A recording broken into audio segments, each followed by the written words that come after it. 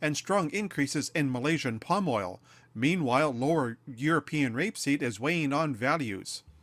The Canadian dollar remains well above 76 US cents this morning, but is slightly lower.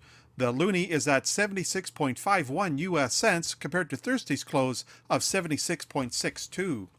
The Canadian Grain Commission reports producer deliveries of canola were more than 480,000 tons for the week ending November 1st. Canola exports tallied over 364,000 tons, and domestic usage was almost 203,000 tons. The ballot counting continues in the United States as mail-in ballots in Pennsylvania have now given Joe Biden a slight lead. Overall, Biden is ahead of President Donald Trump in electoral college votes 264 to 214. A minimum of 270 is required to win the presidency. The U.S. Department of Agriculture attaché in China reports that country's corn imports could more than triple in 2020-21. The attaché says China could import 22 million tons of corn compared to the USDA's current estimate of 7 million.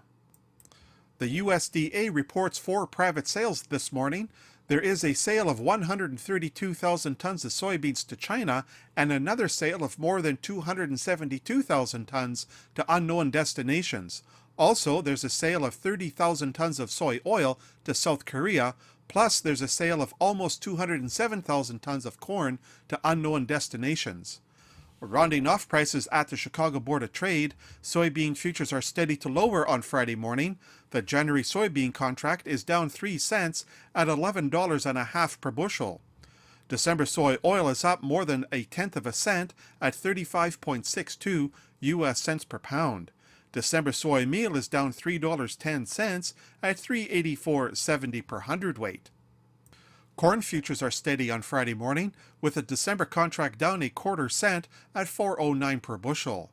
Chicago oats are steady to lower, with the December contract down a penny at $3.01 per bushel. Wheat futures are lower on Friday morning. Chicago December is down 2.5 cents at $6.07. Kansas City December is down 2 cents at $5.61, and Minneapolis December is down 3 cents at $5.58. That's a look at the ICE futures and the Chicago markets for Friday morning, November 6th. For Markets Farm in Winnipeg, I'm Glenn Halleck. This year's Value Bonanza sales event at Butler Farm Equipment Limited in Fort St. John gives you more ways to save.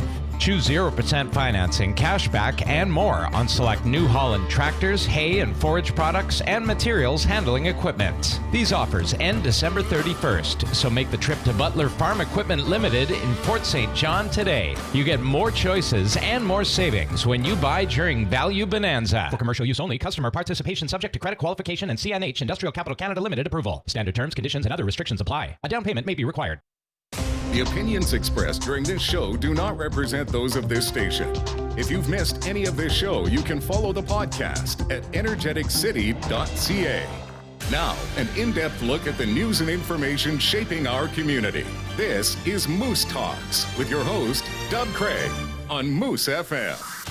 Welcome to the program. We're going to be talking with Mike King at the Fort St. John branch of the Royal Canadian Legion in just a few minutes. We'll be talking about poppies and the poppy fundraising campaign and how it has helped and continues to help veterans right here in our community.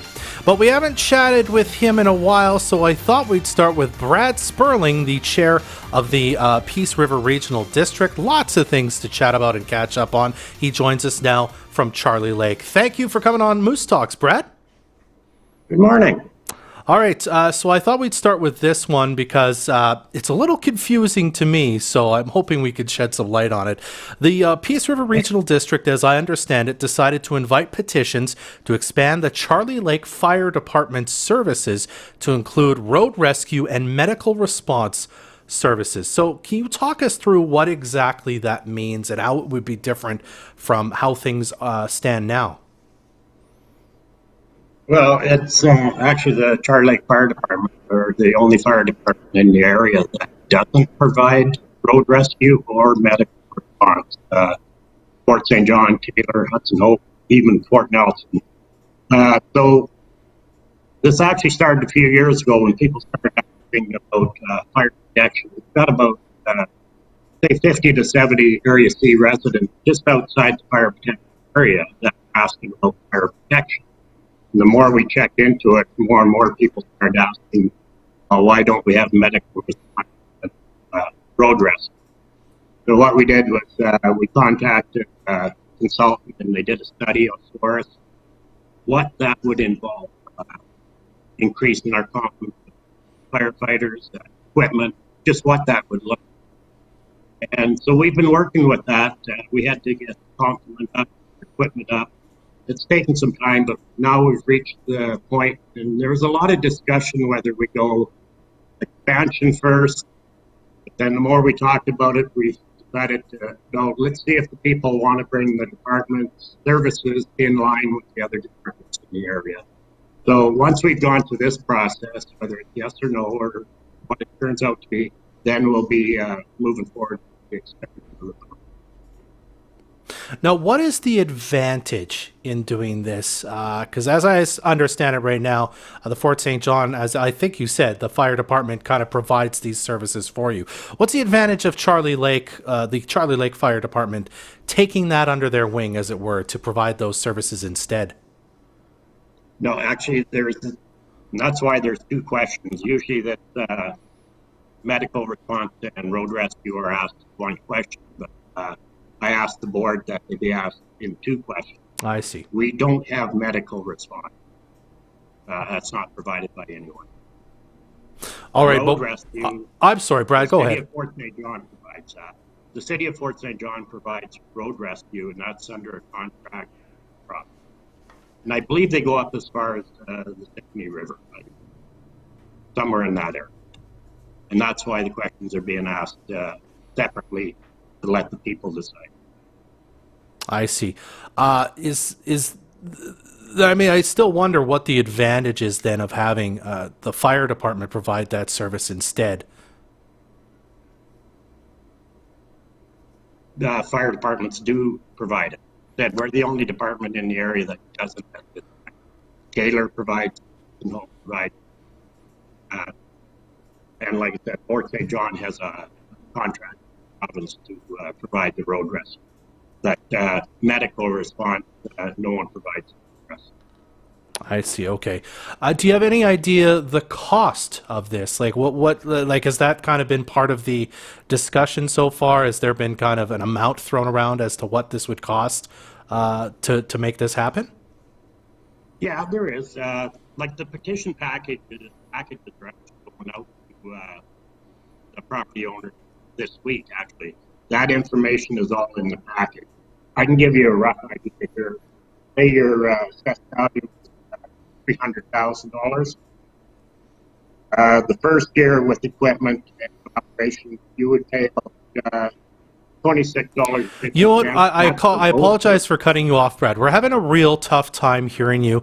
So I think what we're going to do is we're going to take a quick commercial break. We're going to try and get you on the phone, and we could see if we can continue that discussion in just a minute. So we'll be right back here on Moose Talks. We're going to try and get Brad Sperling back with us on the phone right after this. Most of us are the same way with our bottles and cans. We leave them in garbage bags until they build up and get in the way. Those cans just stewing in leftover pop, beer, and, well, let's not think about what else. Instead of that headache, start a routine to get your bottles and cans down more often. Express is now open and running. Check out fsjreturnit.com/express for more information. FSJ Return It is open 6 days a week, Monday to Friday, 11 a.m. to 4 p.m. Pre-counted, pre-sorted orders make your visit quick and easy. Located on 93rd Avenue, or visit us on Facebook, Twitter, or Instagram. Remember to cash in your bottles. It only makes sense.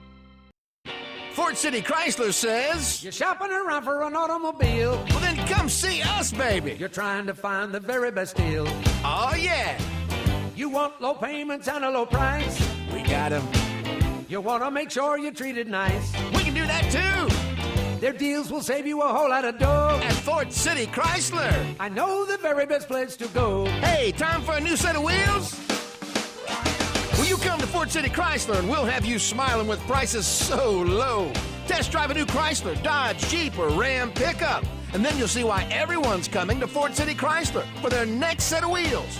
Buy now and take advantage of some of the lowest interest rates in history and get more for your trade-in at the only place to go, Fort City Chrysler. See us today. Their deals will save you a whole lot of dough. Yeah, they will. That's the very best place to go. The home of honesty and integrity, Fort City Chrysler. Only Fort City Chrysler. Only in Fort St. John. Watch this show live on Facebook or download the podcast at energeticcity.ca. All right, we're back on Moose Talks. We've hopefully connected with Brad Sperling again on the phone here. Brad, it was very hard to hear you, so I might have to repeat a question or two just so we can get a sense of what we were talking about again. So, not a problem. Again, quickly, so as you were saying, the Charlie Lake Fire Department's the only fire department that doesn't provide these services locally, correct? Within their fire protection area. I see. So I mean, you were kind of talking before we kind of got cut off there about what the cost would be. And you said that was provided in the package. Can you give us kind of a rough idea? Yeah, the first year road rescue startup costs and operations, we're looking at about $70,000. First medical response startup and operations would be about $40,000. But then the second year that would drop down to combined it'd be roughly about $47,000. Okay, so it'd go combined. down. And is there any like subsidies available for you that you could apply for that may be funding from the BC government, or is that just something that the taxpayers would have to pick up? No, this is just a service that the property owners within the fire protection area pick up. Of course, I mean, grants and that type of thing, those are things that we always apply for regardless of what function we're going for. But no, this is strictly the property owners. I can give you an example. If your assessed value is $300,000, the first year you would pay $26.50. The second year for strictly operations would be $11 and, well, roughly $12 a year. Okay. And that's combined services if they both go through. Okay, I understand. Yeah. Then where in the so again you if I remember right, you would sort of started this with maybe we'll have a referendum about it. You kiboshed that because of COVID-19. So now you've invited petitions, as I understand. Where are we in the process of that? Have you just invited the petitions, or has anything come forward yet? No. The board approved going forward with the petition. They're actually going out in the mail today. I see. To the property owners. And how it works out, you sign it, return it. It's got a stamped envelope, or you could drop it off at the fire hall, the regional offices, and we go from there. And a petition is based on 50% of the assessed values being passing the questions. It's not like a voter count. Okay, so essentially, enough people have to say yes, and they have to be worth 50% of the assessed value of all the property for it to pass. Is that correct? Okay, that's correct. I see. Very interesting. All right, Brad, I want to switch to daylight savings time now. The Premier has said apparently this year will be the final time that most of BC observes daylight savings time. I guess they're working on some legislation that would make the change to the rest of BC, but would allow the Kootenays and the Peace region to keep our current time if we'd like. Has this come up at all in the PERRD meetings yet? Have you guys talked about what you might do, what the plan might be, given that the rest of BC is quite possibly going to be finished with it later, come next year? Well, we haven't discussed it, and it's been, of course, with COVID and the provincial election, it's been pretty quiet out of the province also. We would hope that they would give us some time to have that discussion, because for us in the Northeast, do we want Alberta time, BC time? Do we get a vote on it? Is it just going to be a provincial mandate? What's the discussion going to be? I heard that the Yukon, I believe, just went to year-round daylight savings. Mm-hmm. I think I heard. So hopefully there will be some discussion with us. So there's nothing official from the province to you yet as to what's happening? No. I mean, I think we all listened over the last year or so. They were trying to keep, right from California up to Alaska all on one time type thing for trade. But, I mean, we do a lot of trade with the Alberta side. I mean, we work over there, they work over here, so we would hope that they would at least consult with us first. Okay. If given a choice, if they say, it's up to you guys what you want to do, is that something that you would want to or would have to put to a referendum for us to vote on it again to maybe make a change or to keep it the same? I don't know if we have to. And, I mean, this would only be my personal comment as a resident.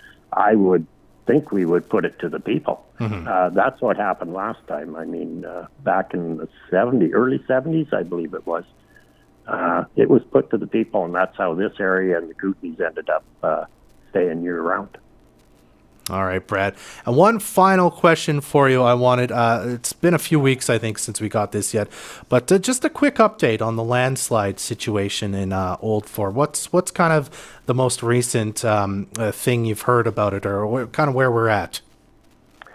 We put out a statement here about a week or two ago, I believe, on our webpage. We're not going to have our final report now till early 2021 in the first quarter.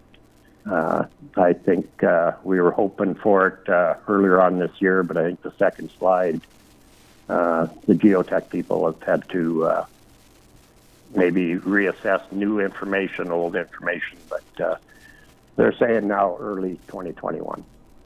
All right, so next year we'll hear more on it. Okay. All right, Brad. Well, I'm grateful you took the time to talk with us today and bear with us as we work through some of the technical problems. Thanks so much for joining us. Anytime. Absolutely. It's Brad Sperling, the chair of the Peace River Regional District. We'll be right back on Moose Talks after this. Due to the COVID-19 pandemic, the City of Fort St. John has increased garbage collection to weekly on your regular collection day. Recycling will continue as usual. Be aware pickup times may vary due to the extra pickups. Remember to keep your bins at least 3 feet apart and ensure the lids are closed. Learn more at fortstjohn.ca under Garbage and Recycling. Be a part is being in this together. Did you happen to notice anything different today? New outfit? No. You've lost weight? You look great. No, but thanks. Your hair. It's your hair, isn't it? It's different. No, I went to Alaska Highway Auto Glass and got our windshield fixed. The giant chip is finally gone. Oh, that's awesome. But what did you mean about my hair being different? Get your windshield fixed at Alaska Highway Auto Glass. Chips, cracks, windshield replacements, even ICBC claims. Alaska Highway Auto Glass. The crack stops here. 250-787-0032. At Panago, we're shaking things up with our new taqueria pizzas. Featuring authentic Mexican ingredients like bold smoky chipotle, pops of fire-roasted corn, and a lively avocado cilantro dressing. Top it off with a burst of fresh cabbage, and you've got the makings of a flavor fiesta. Right now, get a medium taqueria pizza for just $15. Order today at panago.com. This year, M&M Food Market is celebrating 40 years of helping Canadians put delicious meals on the table. They offer the best easy-to-prepare, top-quality foods with personalized customer service. They also offer one of the best franchise packages out there for you. Ever wanted to help Fort St. Johners put delicious food on the table? Are you hungry for new opportunities? M&M Food Market has a franchise opportunity for you right here in Fort St. John. Email store337@mmfoodmarket.com or visit their location at the north end of the Totem Mall. If you're looking for hassle-free internet services, call the Peace Region Internet Society today. With coverage throughout most of the Peace, PRIS can get you connected quickly without the hassle of contracts or bundles. Visit PRIS.ca or call 1-800-768-3311 for more information. Hi, this is Ted with PIMS Production Equipment. Talk to us at PIMS for electrical work, air compressors, pumps, valves, relief valves, office phones, and computer networks. Experience the best in service. Check us out at pims.ca or call PIMS at 250-787-0808. Now, a Sports Boosters update. Registration nights at the Taylor Curling Club for the 2021 season from 7 p.m. to 9 p.m. For ladies, Wednesday, October 28th. Men's, Thursday, October 29th. Mixed, Friday, October 30th. Curling starts November 11th. For more details, visit their Facebook page. Send us your sports info, sports@moosefm.ca, or by fax, 263-9749. Sports Boosters on Moose FM. Our community first. This is Moose Talks with Dub Craig on Moose FM. Thank you for coming back to the program. We're joined now to talk a bit about the Poppy campaign and how it helps veterans in our community by Mike King, with the Fort St. John Royal Canadian Legion. Mike, thank you so much for joining us here on Moose Talks today. Oh, thank you for having us. We always, with the Legion, we sometimes feel that we're a little bit left out, except on November 11th. So it's good that that you're putting the effort into giving the Legion some time. And these are kind of hard times for the Legion with the COVID and et cetera going on. Exactly. I wanted to make sure, especially to talk to you guys because of that this year. Because as you know, every year millions of Canadians wear poppies to commemorate Remembrance Day, to show respect for gratitude for veterans. But they're going to be harder to find this year, and even harder to find in a lot of places. But I wanted to talk specifically about the fundraiser, which I don't know that everyone knows fully what the money actually does and how it helps in the community for veterans. So we'll talk a bit about how the campaign has changed, but we'll start with this. What is the funding from the selling of poppies and this year taking donations to the Poppy Fund? What does it go towards, Mike? Could you turn your volume up just a bit on your end? Is that possible? You're having trouble hearing me? How about now? A little bit, yeah. That's better? Okay, go ahead. Okay. That's okay, Mike.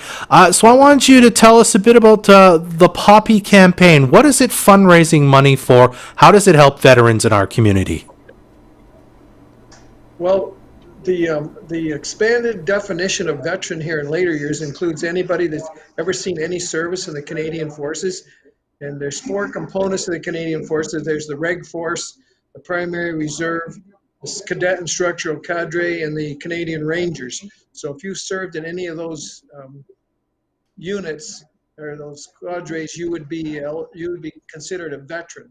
So the different things we've done for different veterans in Fort St. John, for example, we've sponsored a couple of returning veterans that have released out of the military for additional training and upgrading. And provided books and tuition, etc. for them, and to help them adjust to civilian life. And we've renovated bathrooms for older veterans. We've provided wheelchairs. We've provided wheelchair ramps. That's some of the things we've done. And we repaired a vehicle for a veteran that needed a vehicle in order to continue his training and to do his upgrading. So things like that. To access the Poppy Fund, you have to have served in the Canadian Forces in one of those 4 components that I listed. We have other funds for community needs, but the Poppy Fund is strictly for veterans. All right. And that fund, so is that fundraising going on just at this time of year and then it lasts and is kind of doled out all year long? Well, usually the Poppy Fund, the Poppy campaign, I guess we should call it, starts, I think, the last weekend in October and runs to November 11th. So this year, of course, it's quite a bit different. There's Poppy boxes in different businesses. I could give you a rundown of the businesses if you want. I have them on my phone. Do you want to hear what businesses that Poppy boxes are available? Sure, Mike. That'd be great for people who want a Poppy to know. Just stay with me here. Okay, we've got, these are the ones in Fort St. John's where the Poppy boxes are available. Denny's, Best Western, Arrow Insurance, MLA Dan Davies Office, Murray GM, Pentecostal Church, Greg Distributors, Home Hardware, Rotary Club of Fort St. John, Fair Bin, and the Co-op. And There's poppy boxes there, and you can access them. Usually, we do a lot of hands-on, particularly with the Cadet Corps. So in a typical year, we would probably raise about $70,000 between here, Fort Nelson, and Hudson Hope. Both Fort Nelson and Hudson Hope, they bat way over their strength. Like they're just big contributors to the poppy campaign, and we usually raise about maybe more plus or minus $70,000. 17,000 of that is raised by the cadets.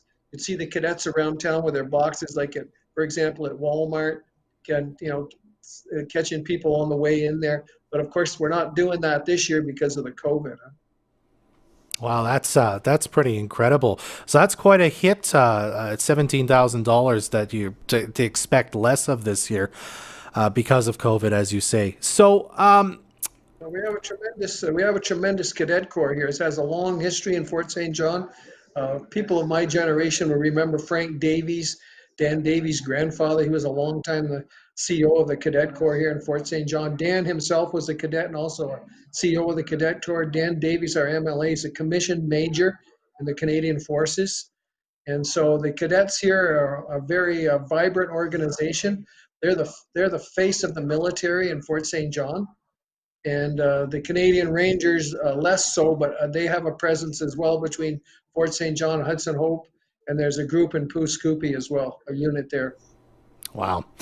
Mike, are there veterans right now who are, maybe talk to the Legion here in Fort St. John or, maybe even other places, as you said, Hudson's Hope, Fort Nelson, who are saying, I need this thing, I need help with this sort of thing, that you're hoping gets funded by the Poppy campaign that's happening right now, and as such, we need to light a fire under making things happen in terms of donations?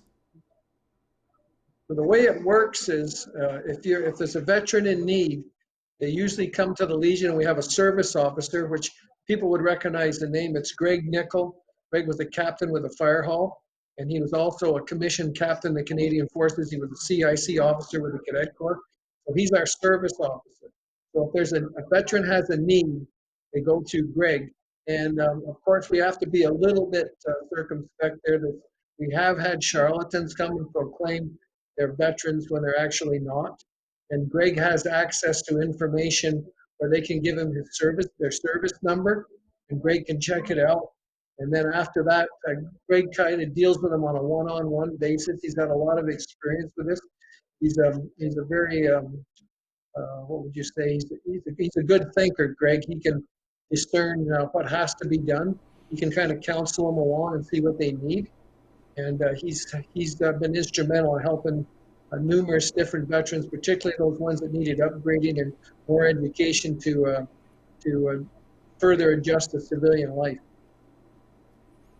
All right, Mike. Well, we're going to have to leave it there for today, but I really appreciate you taking some time to talk to us about how the Poppy Fund and funding helps people in the community. Thanks so much for appearing on Moose Talks. Well, thanks for giving us this opportunity, and get out there and support your Legion. We need support where you can, there's a website you can log on and support the local Legion, and you can support the Poppy Fund. Go to those businesses that are supporting us and buy a poppy. Help us out. We need it this year especially. And I should mention that website is energeticcity.ca/Legion. Mike, thank you for being on today. Again, that's Mike King with the Fort St. John Royal Canadian Legion. We'll be, actually now it's time to wrap things up here on Moose Talks. Again, if you want to donate to help local veterans in the community this year, and you don't see a poppy box in your travels, as Mike said, they're a little harder to find, you can donate online, and there's lots of different denominations you can donate at energeticcity.ca/Legion. Our thanks again to Brad Sperling for appearing with us earlier and Mike King for joining us. But that's it for this episode of Moose Talks. Adam Rayburn's the studio producer. I'm Dub Craig. Keep being awesome. Join us next Friday at 10 a.m. for another episode of Moose Talks, a weekly talk show about Fort St. John and the North Peace. You get a shopping spree. You get a shopping spree, and you get win a shopping spree! Whoa, whoa, whoa, whoa. Hold on a second. Someone is going to win a shopping spree, but we've only got one to give away. The Save on Foods Shopping Spree, presented by Armor Lubricants, is your chance to tear through Save on Foods in Fort St. John. One lucky person will get 100.1, yes, you heard that right, 100.1 seconds to grab anything you can from the shelves of Save on Foods. How do you win? Head right now to moosefm.ca/contests and like the social media pages of our sponsors. Each task you complete, you'll get more entries into the contest. Then on top of that, listen every weekday morning at 8:10 for the word of the day and enter that on our website for even more entries. What are you waiting for? Enter right now at moosefm.ca/contests. The Save on Foods Shopping Spree, presented by Armor Lubricants, is sponsored by